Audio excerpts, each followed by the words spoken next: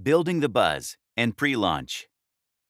There are so many ways to build the buzz about your product even before you launch it.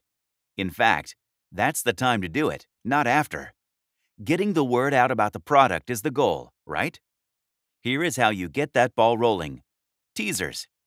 Marketers often go for releasing the first look when they want to give the customers a taste of what is to be expected. That is a tried and tested formula and works like a charm. A teaser campaign needs to be planned carefully because its only aim is to create an impact. It grabs the attention of the users and must force them to engage. Behind the scenes. Give the viewers a tour of what's happening behind the scenes.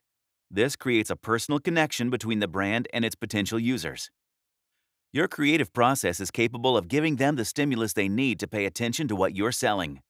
You don't want to give it to them in its entirety. Remember that we're still only talking about teasers. The idea is to give them just enough to draw them to the launch. As is the case with the launch itself, even here, you want to focus on the human story rather than the specs and features of the product. The goal here is to just create a relationship with the audience.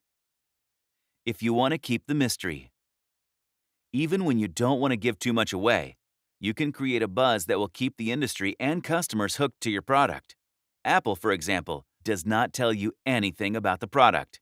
Even after the launch, the product is not available for sale for a while. Despite that, when the product finally is available, there are lines to the end of the block, and they sell millions of gadgets within days. Contact influencers. Striking deals with influencers on what they can talk about to their audience is another way of spreading word of mouth. But you must pick your bloggers wisely. Make sure they have a large organic reach among your target audience, or are voices of authority on the subject.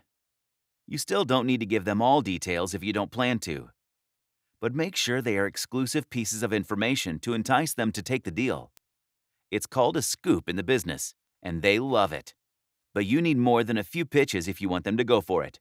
And you can't give the same piece of trivia to them all.